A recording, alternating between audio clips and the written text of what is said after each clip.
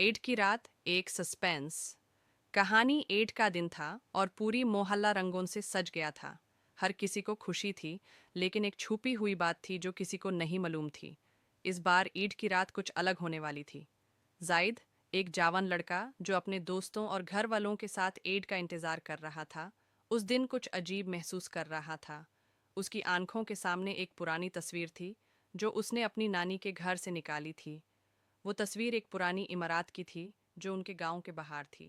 जैद का मन बार बार उस इमारत की तरफ जाने को कह रहा था, लेकिन उसने कभी उस जगह को देखा नहीं था।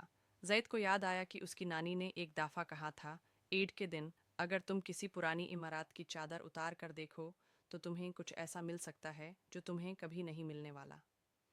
जैद को ये बात समझ नहीं आई थी, लेकिन आज उसका मन उस चादर को उठाकर देखने को कर रहा था। जैद ने सोचा, क्यों ना ईद की रात इस पुरानी इमारत की तरफ चला जाऊं। शायद कुछ ऐसे राज मिल जाएं जो हमेशा के लिए छुपाए गए हैं।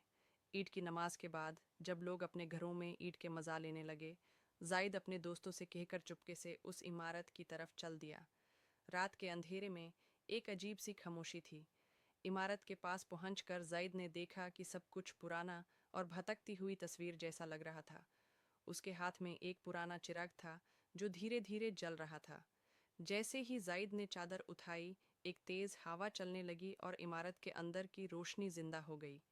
जाहिद का दिल तेज धड़क रहा था। उसने चादर पूरी तरह से उतार ली, और तब जो दिखाई दिया वो कुछ और ही था। इमारत के अंदर एक राज छुपा हुआ था। एक पुरानी तस्वीर थी जिसमें जैद के दादा दादी की तस्वीर भी थी, लेकिन एक चीज़ और थी जो जैद को हैरान कर गई। तस्वीर के नीचे कुछ खत लिखे हुए थे। जैद ने वो खत उठाया और जैसे ही उसने पढ़ना शुरू किया, उसके कांपने लगे। कभी किसी को इस राज का पता मत चलना, वरना तुम्हारा चेहरा भी उसी तस्वीर का हिस्सा बन जाएगा। ये पहेली भरी बात लिखी हुई थी। जाहिद का मन घबरा गया और उसने तुरंत खट बंद कर दिया। लेकिन जैसे ही वो मुंह मोड़ कर जाने लगा, इमारत की दीवार से एक आवाज़ सुनाई देने लगी, जाहिद रुको। एक खौफनाक आवाज़ थी। जाहिद ने घबरा कर मुड़कर देखा और देखा कि एक साया उसकी तरफ आ रहा था। जाहिद का दिल रुक गया। वो साया धीरे धीरे उसकी तरफ बढ़ रहा था। जाहिद ने अपनी जान बचाने के लिए भागना शुरू किया, लेकिन कुछ समझ नहीं आया कि वो कहाँ जा रहा था। जाहिद के सामने वो साया एक वाजह बना। वो साया उसी तस्वीर का था जो उसने अभी देखा था।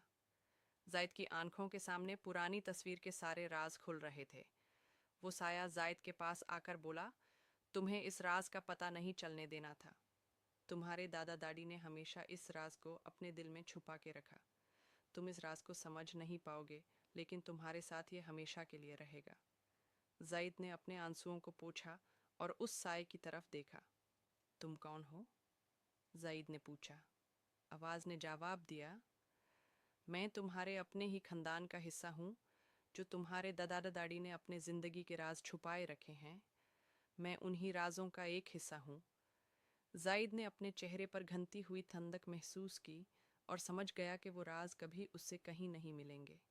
ईद की रात का वो सस्पेंस कभी ख़त्म नहीं होने वाला था, और जाहिद अपनी ज़िंदगी के राज के साथ चलना सीख गया था।